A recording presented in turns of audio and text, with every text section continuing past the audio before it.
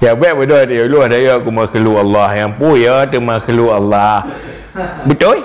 Ya. Betul. Cok dulu tudung tak apa ya. Berkaitan je dengan tauhid. Yang karena terdepu la yadurru ma'asmihi syai'un fil ardi wala fis sama', bahwa semua melarat dan manfaat mandum bersumber dari Allah. Jadi mandum dari Allah.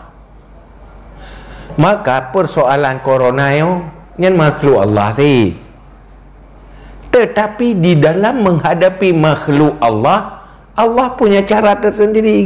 Terus Rasul pernah cara menghadapi makhluk Allah. Makhluk cara menghadapi makhluk yang tanya takuti. Ya, yang pernah tadi. Yang baik mana dia? Ada bak corona berapa ya dia makhluk Allah kerimu ya. Maka makhluk Allah ni jadi orang apa tak ke corona apa. Ha kuti je itu. Pakat makhluk Allah ya tabe jual puri muang gede. Dia utik kena ni. Makhluk Allah dah ke. Ya ya gaga. Ya bebuk kerja kerana hana ada. Mana ya tu. Hana kita pun. Maka jangan sabar. Karena yang pegat rimung yang tanya takuti je buat sumber bahaya, so pegat Allah. Yang hitam tanya mencampakkan diri pada kebinasaan, so Allah ikuti. Hinan binasa. Jawalatulku yaidikum ila tahluka. Baik dengan sengaja tercampakkan diri pada binasa. Dia bukan bahaya rimung. Allah gedam baik katik roh kelam bina. Pakan katakanlah Allah ke pegat rimu peringat tu. Ya. Siapa pegat je peringat ke dia? Iya tu. Allah. Maka ia tu ke Allah karena lewat rimu ke peringat tu. Maka Allah gedam baik katik roh pada kebinasa. Ya, ikut gaya je. Corona lagi nanti ada alih keberah itu berbahaya. Ikut karena ikut Allah. Karena tatik roh kepada kebinasaan berarti hana mengikuti perintah Allah. Yang ya tu. Cuma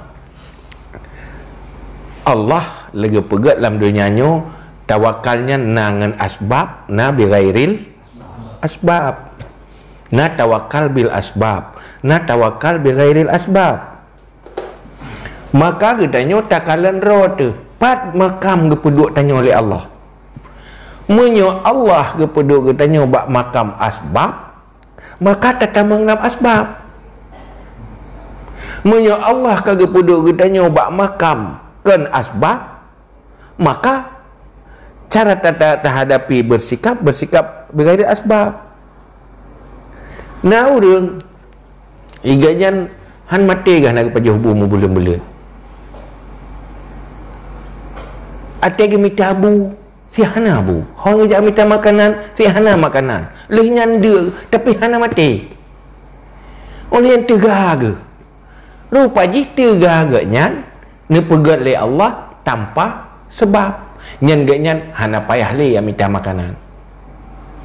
Dan jeut ge nyan getamang di dalam tempat yang hana makanan karena pakan Allah ke hana ge pedek ngan ngan hana makanan nyan Allah pegak ke ganyan bagi urang ka makamnya bagi urangnya hana pupu ada gebloh lam padang teh lam bahaya hana sumber makanan ni hana salah gele tapi bagi getanyo yang bantang ge punya pegat di Allah ke getanyo munyo hana dapat jawabu mati itu.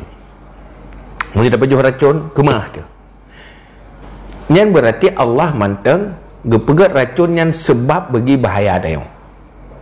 Maka getanya tawakal ke Allah.